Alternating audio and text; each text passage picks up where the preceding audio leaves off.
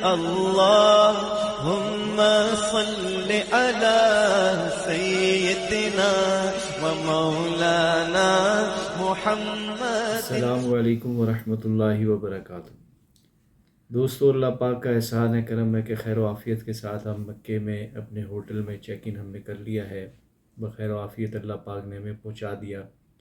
آپ سے درخواست کرنی تھی کہ سفر جیسے الحمدللہ ہمارا بھی ہوا تو سفر میں دعاؤں کا اہتمام ضرور کریں، اور جیسے جہاز میں ہم یہاں مکے آ رہے ہیں، جدہ آ رہے ہیں، تو راستے میں میقات آتا ہے۔ میقات سے پہلے احرام بھی باندھنا ہے اور نیت کرنی ہے۔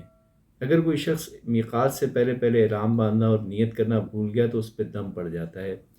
تو جہاز میں بھی اس چیز کا اعلان ہوتا ہے، میقات جب آتا ہے اس سے پہلے وہ بتا دیتے ہیں، تو میقات سے پہلے نیت ضرور کر لیں اور لبیک کثرت سے پڑھتے ہوئے مکے تشریف لائیں۔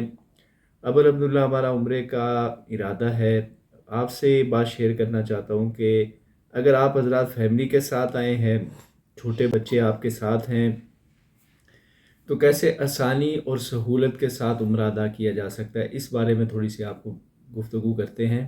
جن حضرات نے میرا چینل سبسکرائب نہیں کیا وہ میرا چینل سبسکرائب کر لیں، بیل آئیکن کو پریس کر دیں۔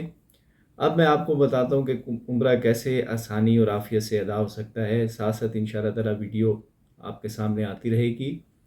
کرنا آپ نے یہ ہے کہ جب آپ ہوٹل پہنچیں تو جلد بازی نہ کریں۔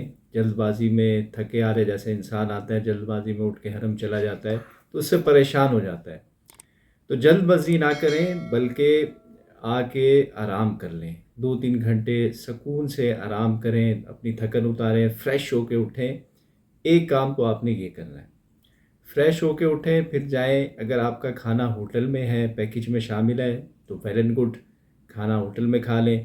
اگر پیکج میں شامل نہیں بھی ہے، پریشان ہونے کی ضرورت نہیں ہے، یہاں بہت ہوٹل ہوتے ہیں کھانے پینے کے، وہاں جا کے پہلے اپنی پیٹ پوجا کر لیں، اپنا کھا پی لیں، اچھی طرح فریش ہو جائیں۔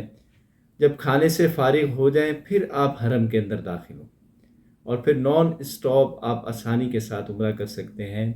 تھکاوٹ بھی آپ کی اتر گئی، بھوک بھی آپ کی ختم ہو گئی، اب آپ کا مائنڈ بالکل فریش ہے۔ اب فریش مائنڈ کے ساتھ لبیک پڑھتے ہوئے حرم میں داخل ہوں گے آپ، اور پہلی نظر کی دعائیں قبول ہوتی ہیں۔ بیت اللہ شریف میں جو پہلی نظر پڑے گی، جو دعا آپ مانگیں گے قبول ہوگی۔ تو اس وقت پہلے سے پلان بنا لیں کہ میں نے بیت اللہ شریف کو دیکھ کے کیا کیا دعائیں مانگنی ہے۔ تو جیسے ہی آپ بیت اللہ شریف کے سامنے پہنچ جائیں گے، اس میں نظریں پڑیں تو ساری امت کے لیے، اپنے لیے خوب دعائیں کریں، انشاءاللہ تعالیٰ باقی باتیں بھی سامنے آئیں۔ فائنلی میرے دوستو، ہم حرم کے قریب پہنچ گئے۔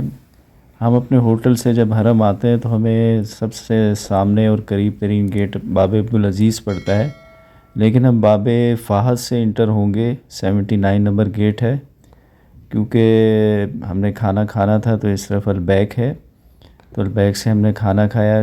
ہم اب یہ حرم کے اندر انٹر ہونے لگے ہیں۔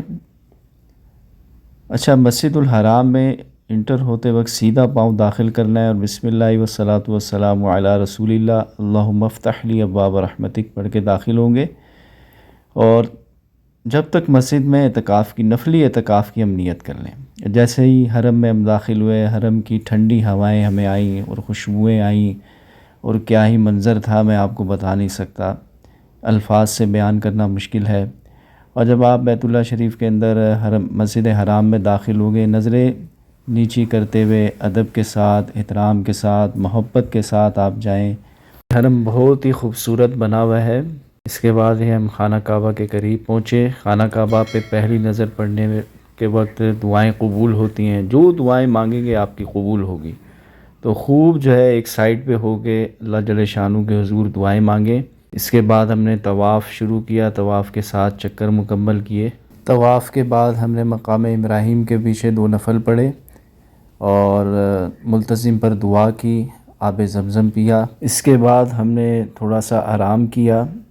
آرام کرنے کے بعد ہم صفا پہاڑی پر گئے اور صفا مروہ کا استلام کیا۔ اس کے بعد ہم صفا مروہ کی اب سعی کر رہے ہیں۔ صفا مروہ کی سعی کرتے ہوئے دعاؤں کا اہتمام کرنا ہے۔ دعا ایک یہاں کا بہت بڑا عمل ہے، چاہے طواف کر رہے ہیں، صفا مروہ کی سعی کر رہے ہیں، آب زمزم پی رہے ہیں، ہر جگہ ہم نے دعائیں کرنی ہیں۔ محمد حنزلہ بہت تھک گئے تھے تو ویل چیئر میں انہیں ہمیں صفا مروہ کی سعی کرائی۔